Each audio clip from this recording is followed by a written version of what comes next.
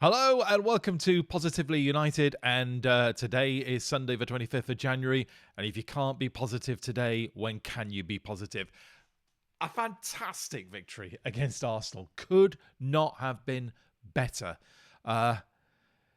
When Michael Carrick became our new head coach, and you looked at those first two games, at home against City, second in the league, away against Arsenal, top of the league and sort of like champions elect, you thought to yourself, that's the hardest possible start to his second stint as head coach of Manchester United. And you're right, it could not have been tougher. Michael Carrick was handed the toughest start he could possibly have had. And he has him and his team have absolutely sailed through it. Today's performance, look, first 30 minutes of the game, you've got to hand it to Arsenal. They were the better team. But you know what? After that 30 minutes, I thought United were absolutely superb. And when Arsenal made it 2-2, I thought Arsenal don't deserve this. They just don't deserve it. And actually, I think a 3-2 win for United was actually, I thought we absolutely deserved it. I thought we absolutely deserved it. Look at the difference in quality between the goals. Arsenal's first goal, a jammy own goal. Their second goal, it's the dullest football on earth, isn't it? It literally is Stoke City 2026 style. Miserable equalising goal. You know, we didn't do ourselves any favours probably, but there had to be at least 4 fouls going on in the penalty area when that equaliser went in. But the quality of our goals. Okay, granted, the first goal for us is a dreadful Arsenal defensive error, but the coolness in which Mbumo scored that goal was just phenomenal. Absolutely phenomenal. What a purchase he's been. Dorgu's goal. That is a thing of beauty. It really, really is. I'll describe it a little bit more later on. And Cunha's goal. I mean, for sheer technique, that was the best of the three. Beautifully. Passed it into the goal. Just an amazing 3 goals that we scored. The quality, I think the BBC commentator said that United had 3 shots and goal and scored all 3. Well, so be it. The quality was just superb, and you compare it to the quality of Arsenal's 2 goals, where there isn't actually any quality. The best team won today, easily. The best team won last week against City. These aren't fluke performances. These aren't counter-attacking smash and grabs. These are absolutely excellent, coached, drilled wins by United under Carrick and his new coaching squad, his new coaching team. These are just brilliant wins. Now, of course, we're not going to get giddy. We're not going to say make Michael Carrick the permanent head coach now. Of course not. Leave that until the very end of the season. But this is the last kind of like negative thing I'll say on this program. But for those YouTubers out there who've been saying categorically that Carrick should not under any circumstances be the permanent head coach at the end of the season, keep your mouth shut. Just do us all a favour just for a bit and keep quiet just for a bit. I know we can't expect you to keep quiet forever because, of course, that's how you make your money. But, give it a rest maybe for a few days at least, and let Carrick bask in the glory of coaching Manchester United to 2 of the most pleasurable wins we've had in Premier League football in years. Certainly since the Ollie years. This is fantastic stuff. Anyway, this program is about player ratings. And so let's have a look at the way the team kicked off. And as I said in my team selection video yesterday, I suspected that he would go with exactly the same team he started against City. Although I did suggest I would personally have made some changes, but, I'm not the head coach of Manchester United. Michael Carrick is, and he went with exactly the same team. Not a surprise because it had done so well against City. So player ratings, Le Mans, I'm going to give him an 8. I thought he was absolutely excellent. Now, I know that some people will say he was at fault, perhaps for the Arsenal second equalising goal. I don't think he was. As I said, I think there were at least 4 fouls going on when that goal was scored. If referees had any backbone, they'd be whistling. That goal wouldn't stand. Someone somewhere at some stage or other has got to end this madness. They really do. I mean, Arsenal can't be allowed to do this forever. They really can't. Something's got to happen. So I thought he made 2 fantastic saves during the game. I thought apart from that one moment, he commanded his area. He came out for balls. He got them. I thought if you compare his performance today from what you would have expected, say, from Onana, it's chalk and cheese. I thought it was. I thought it was an 8 out of 10 performance today. Remember, 6 is average. 6 is a good standard average performance. So if a player has underachieved in the game, they're going to get a 5 perhaps. If they've done something good or, above average, it'll be 7. If they've done exceptionally well, it'll be an 8. I thought Le Mans was really, really good today. Across the back 4, Dalot's a 6, an average. Perfectly acceptable performance today. Nothing special, but none of his now usual dreadful errors or lapses in concentration. I thought he did actually really well today, but, a 6, an average performance. I thought Shaw on the other side actually was a little bit better than Dalot, so I'm giving him a 7. It was a little bit more than average. I thought it was a couple of really good interceptions. He really is managing to stay there, isn't he, for a full... Today it was 97 minutes. Where did that extra 7 minutes of added on time come from? But Shaw really stuck in there. 2 centre-backs. Maguire was a 7. Thought he was absolutely excellent. Really, really excellent. And Maguire is, I think, on super form at the moment. The redemption arc of Harry Maguire is one of the greatest stories of modern Manchester United, say, in the last 4 or 5 years. The way that man has pulled himself back from the brink, a little bit like Casemiro, is just astonishing. And you know what? At the end of this season, I really hope United sign him on for an extra season. I really do. I think he's absolutely worth keeping for one more season. Martinez, I've actually marked him at 5.5 because what is he doing with that first goal? I genuinely don't know what he's doing. He seems to be grappling with the Arsenal player. I don't know. What is he? He genuinely mystified to me what he was up to. And I think he probably didn't know either what he was trying to do. And that's why he scored the own goal. Obviously, he didn't know much about it, but I don't think he knew much about whatever he was trying to do at that time. So 5.5 from me, a little bit below an average performance from Martinez. Across the defensive midfielders, Casemiro and Maino, I'm going to talk about them together because actually I thought they both had solid, if not spectacular, performances. First 30 minutes, they were, I think, in real difficulty. Arsenal were completely dominating central midfield in the first 30 minutes, and it showed, and it's where the goal came from. But after that, in all fairness to Casemiro and Maino, whilst never excelling, they did seem to bring a certain degree of order to our midfield, and for that they've got to be commended. So I think their average performances, they're 6, but in the circumstances, that turned out to be good enough for us.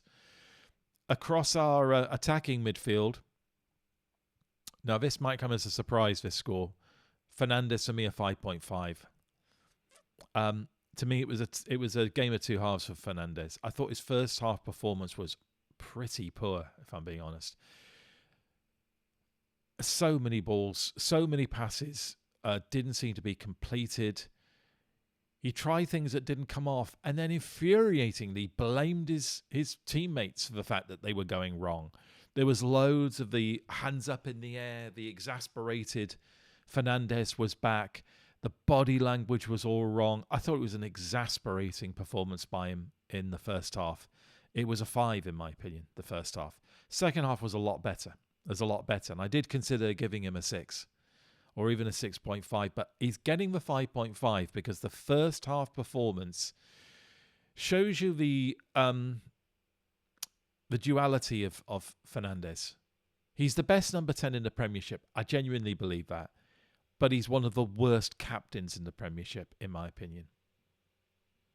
I mean, as a captain, he is nothing like the great United captains of recent era. You know, he's not a Keane who was able to both, encourage and give a thick ear to players who weren't pulling their weight, but in a way that was entirely motivational and positive. Fernandes whinges and moans even at his own players, and sometimes that is absolutely infuriating. I thought it was a quiet game for Ahmad today. I'm giving him a 6. I don't think he did anything particularly wrong, but it felt like a quiet game. I wouldn't have started with Ahmad today. As I mentioned yesterday, I would have started with Mbumo on the right-hand side and Cunha on the left. But yeah, 6 for Diallo. Dorgu, it's got to be an 8, hasn't it? He had a difficult 30 minutes at the beginning of the game, a bit like Fernandes, but without the whinging and the gesticulating. But he had a difficult first 30 minutes, I thought. But after that, absolutely grew into the game. And in this position that he finds himself now as an advanced midfielder down the left, he's absolutely excelling, isn't he? Absolutely excelling. Could you drop him? I think you could maybe drop him back into left back. But you can't drop him from the team. And in that forward, that advanced midfield left position that he's in, wow, he's doing so well. And the goal is just the bravery to take the shot on. And it's the second goal that changes the game. That's the game that really puts the fear of hell up Arsenal. 5 minutes into the second half, 1-1, United take the lead.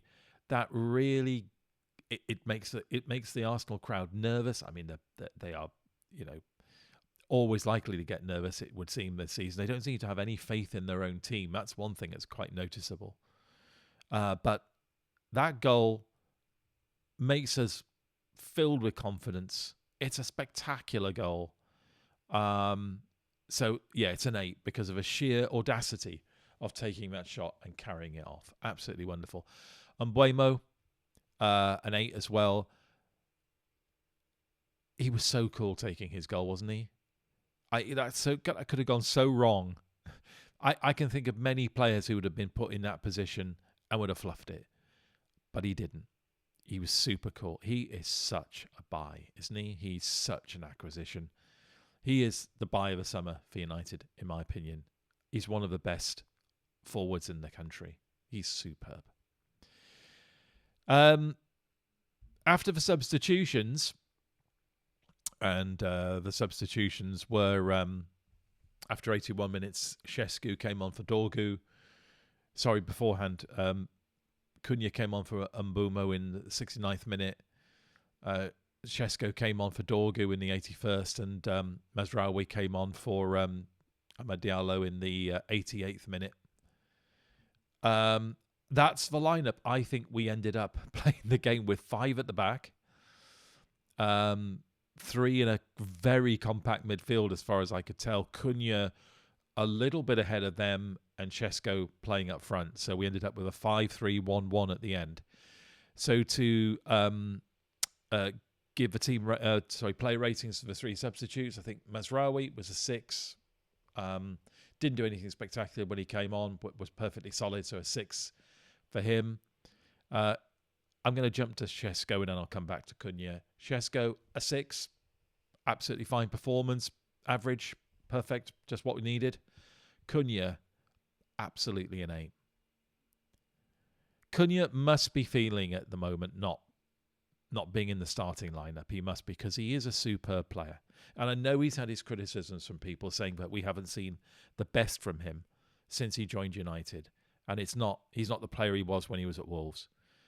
I disagree. I just think we've got such an abundance of talent in our forward positions this season that someone's always going to be disappointed. It's going to be Cunha or Ahmad or Shesko or now, of course, Dorgu.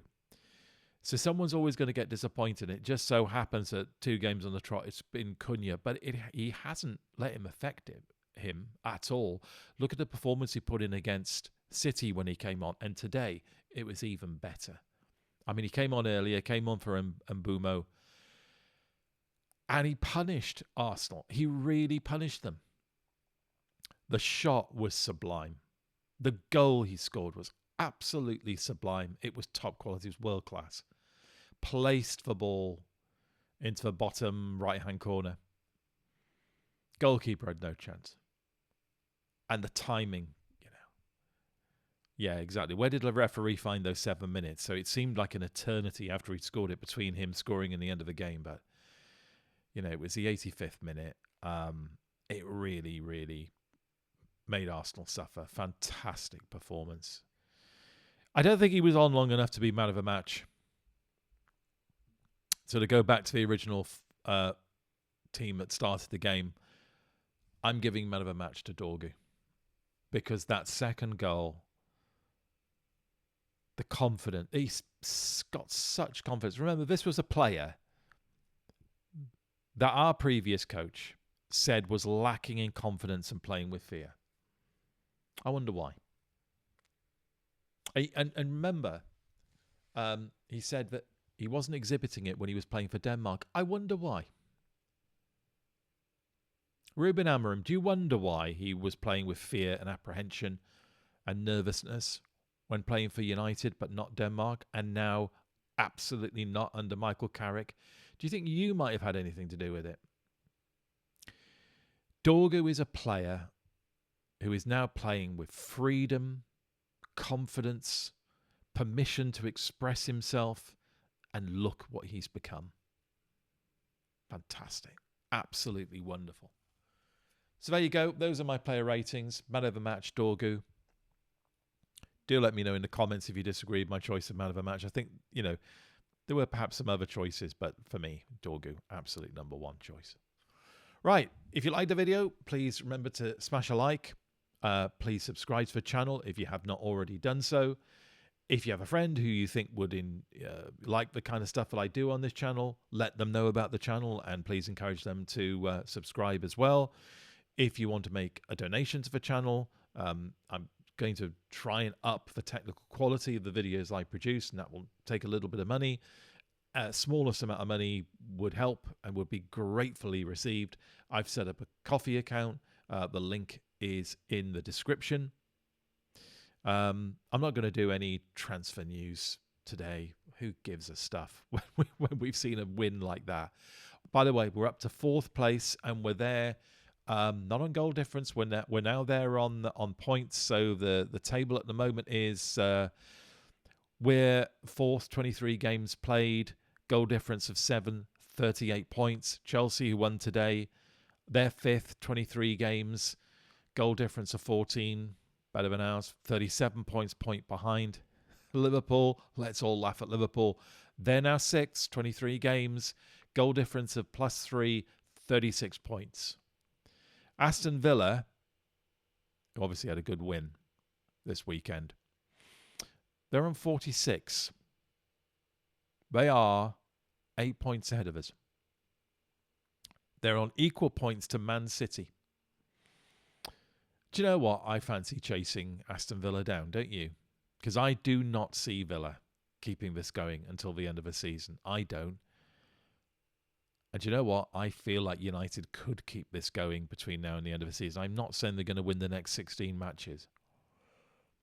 But with this game away at Arsenal, I think I'm right in saying that's the last meeting we have with one of the really big teams. That's it. Home and away. Am I right? Oh, sorry, away. We've played them all away now. I'm sure there'll be a slip-up or two somewhere in those 16. It's a competitive league. It might not be a great league at the moment, but it's a competitive one. But after the last two performances, are you nervous about playing anybody now? I'm not. And the way those players looked when they went to our supporters at the end of the game, I don't think they're scared of playing anybody now. So who knows what's going to happen between now and the end of the season. Top 5 is well within our reach. Top 4 is within our reach. And you know what? A sneaky little pitch for third place might be on too. Right, that's it. See you tomorrow. And remember, until we meet again, always try to be positively united.